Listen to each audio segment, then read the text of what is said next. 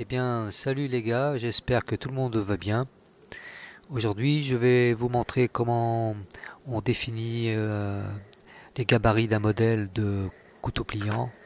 Donc, comment on va réaliser les gabarits pour la lame, le ressort, le mécanisme, etc. Et il y a probablement de meilleures façons de faire, mais finalement, c'est de cette manière que je procède. Je pars toujours avec un support tel que du carton, ça peut être du plastique, du plexiglas, peu importe. Il suffit d'avoir un support légèrement épais.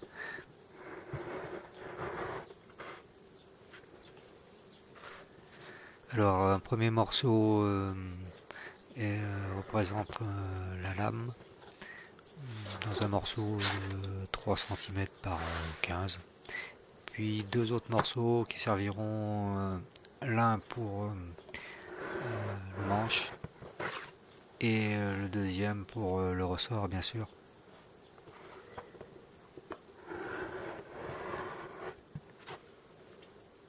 Donc la première chose à faire sera tracer une ligne centrale sur le carton de lame qui permettra de définir l'axe des pivots.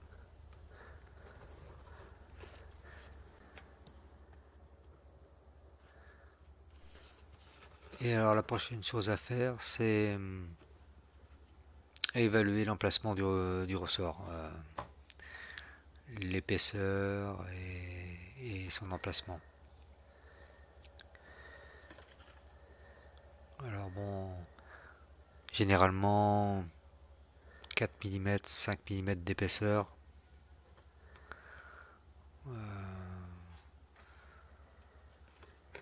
Ça semble un bon compromis pour une lame de cette largeur. Tout dépend en fait du genre de tension que vous souhaitez avoir sur le ressort. Alors ensuite, avec le compas, on règle la mine juste à la base du ressort, la pointe étant sur la ligne médiane, et on reporte sur la ligne médiane un premier cercle. Ce premier cercle qui passe à la base du ressort, lui, n'affectera pas la position du ressort, mais ensuite on va prendre la moitié de l'épaisseur du ressort qui fait ici 4 mm. Donc on prend 2 mm, on décale de 2 mm sur l'axe central. Voilà. Sur l'axe central, on décale de 2 mm, on trace un deuxième cercle. Donc ce cercle-là, lui, n'affectera pas le ressort, c'est celui qui est le plus à droite qui, lorsque la lame sera actionnée dans un sens ou dans l'autre, position fermée ou ouverte, ce deuxième cercle à droite, le plus à l'extrémité à droite, lui, il va soulever le ressort, il va le déplacer. Voilà. Donc les 2 mm, la moitié du ressort, sont 2 mm suffisants pour avoir une tension correcte.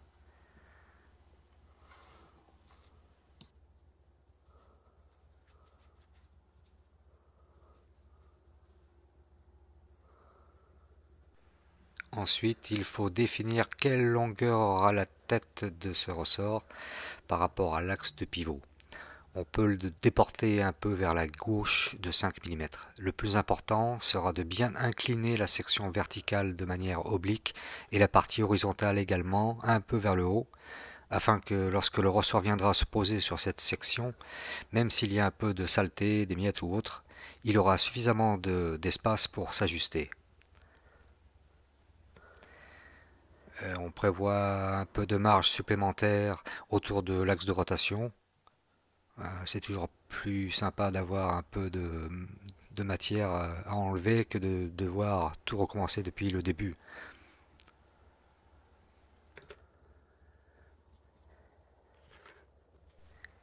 À présent, on peut commencer à découper cette partie.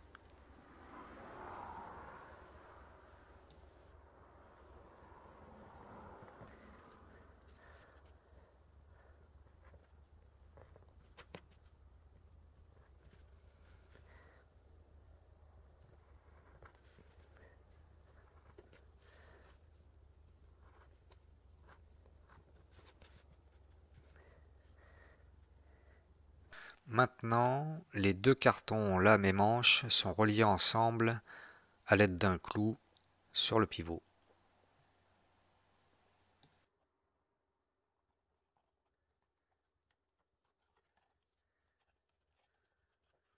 À ce stade, il est encore possible de déplacer les cartons pour changer l'aspect général du couteau en position ouverte, soit une allure rectiligne, courbe ou inversée.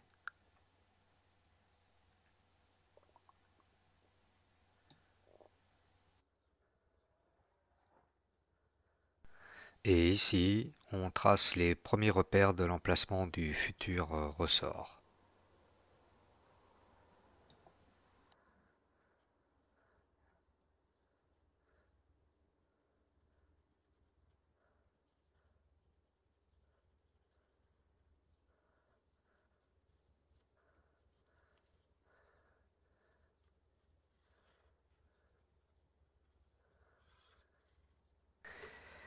À présent, il est possible de dessiner cette lame, définir sa longueur sur l'axe à partir de la courbe frontale du manche qui devrait se situer par là.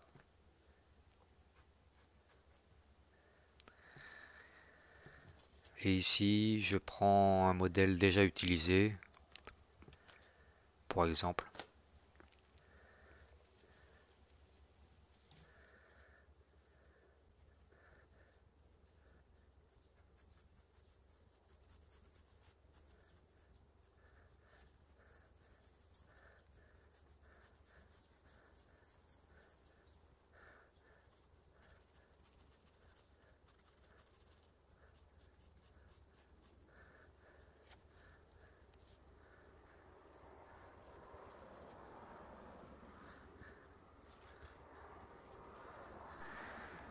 Et ensuite, on dessine le manche, sa longueur par rapport à celle de la lame. Bien entendu, si la lame est plus longue, le manche sera plus long. L'important, c'est que la pointe de la lame soit vraiment insérée dans le manche en position fermée. Et puis, on découpe le gabarit de la lame.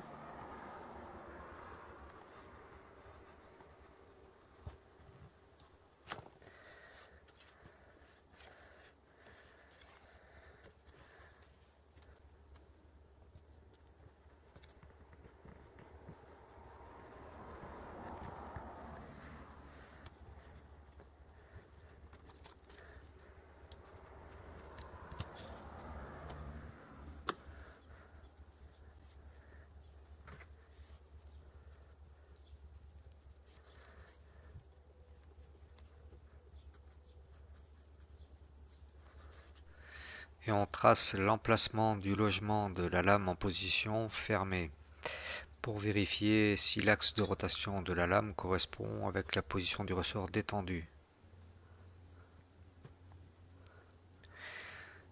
Mais surtout, on trace une deuxième ligne à un écart d'1 ou 2 mm. Ça sera la position du ressort parce qu'il ne faudra pas que le tranchant de lame vienne toucher ce ressort.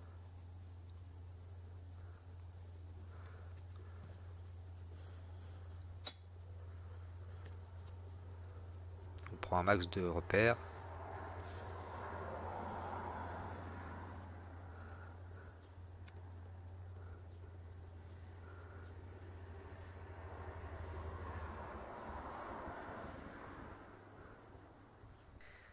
Bon, il est plus prudent de se laisser toujours une marge d'1 millimètre autour des gabarits, surtout quand il s'agit de pièces uniques et non de série, quoi.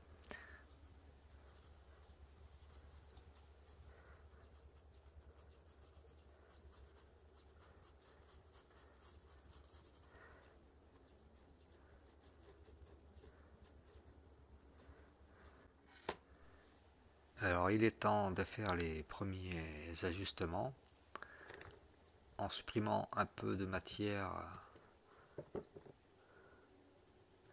grâce aux marges prises au départ. Là, le ressort, la tête du ressort sera suffisamment longue. Il faudra enlever un peu de matière sur la lame.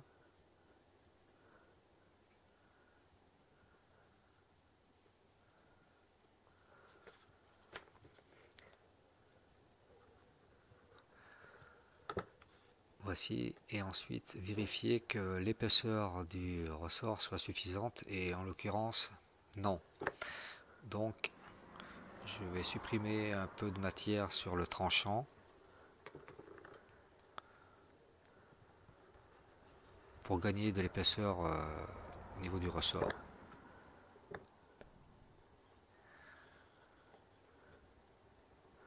Et ensuite choisir un point pour fixer un rivet qui permettra de stopper la lame afin qu'elle évite de rentrer en contact avec le ressort. Donc là, il y aura l'emplacement d'un futur rivet.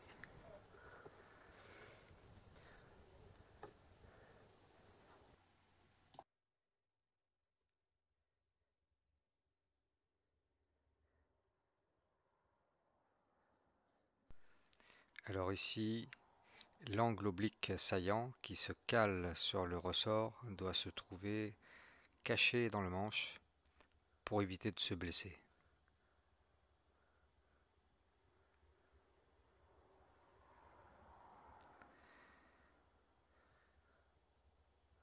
Et on va tracer un arc frontal sur le manche pour s'assurer qu'il cache bien cette partie pointue.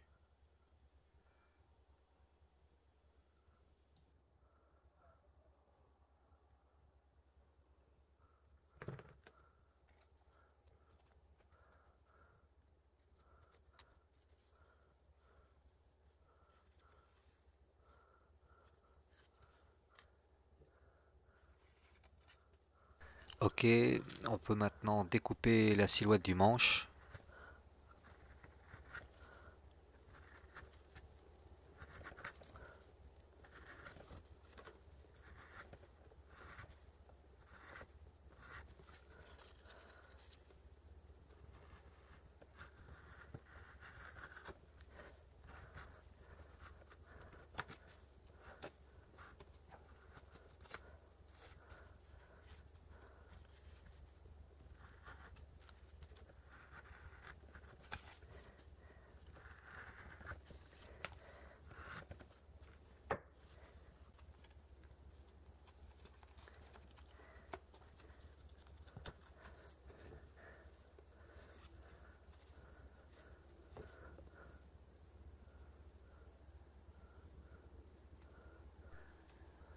Alors à nouveau un peu d'ajustage en retirant de la matière pour adoucir la friction sur le ressort.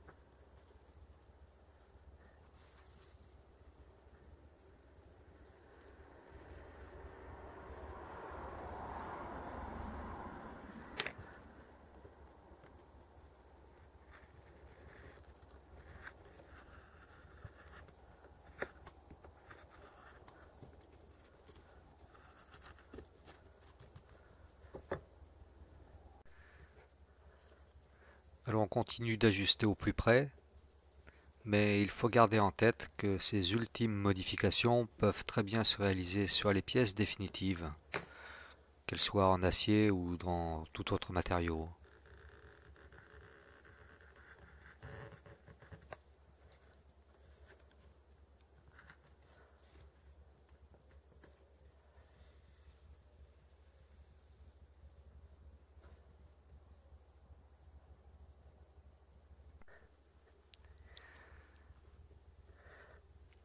Et là, je surligne la forme du ressort avant de le découper.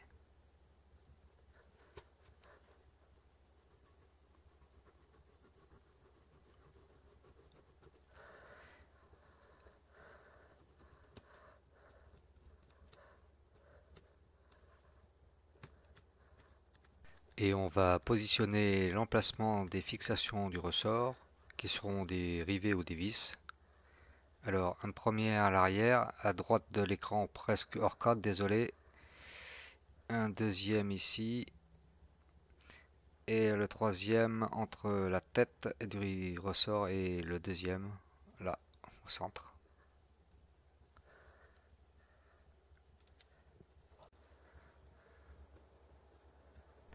Ensuite, je reporte l'arc frontal du manche sur la lame.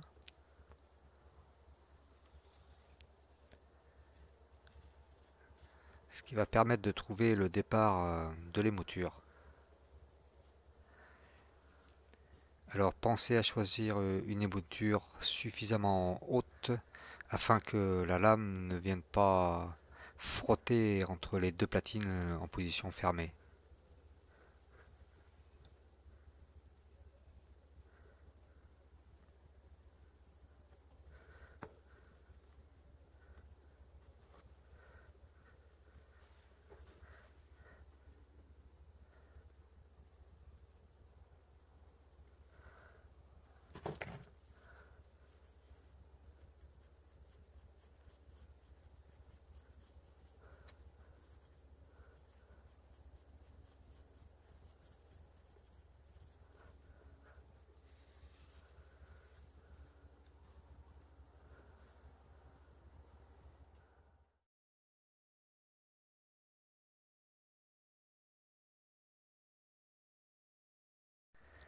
Et avant de découper le ressort, on reporte la silhouette du manche sur un autre carton patron.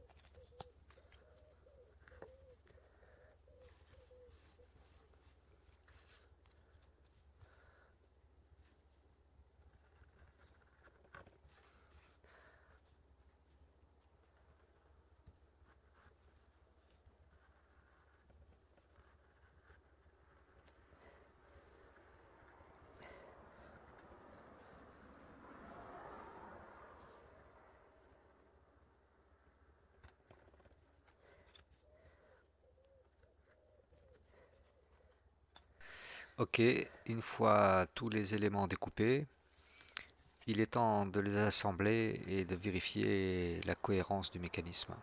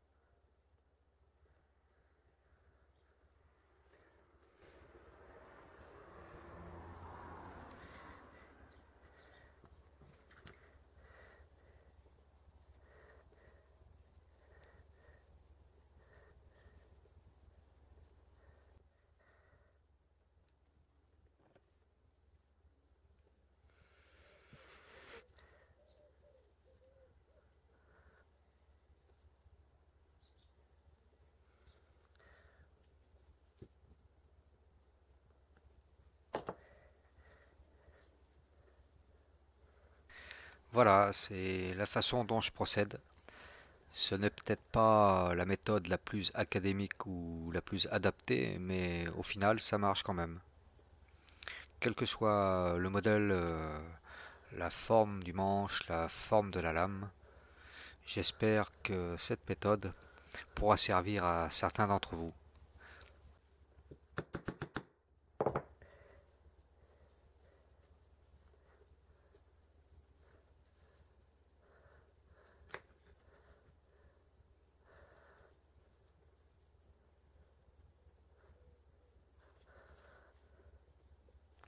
Et puis, si d'autres peuvent proposer des améliorations ou des variantes, alors partageons-les pour le plaisir et se faciliter aussi le travail. Eh bien, merci à vous et à bientôt dans une prochaine vidéo.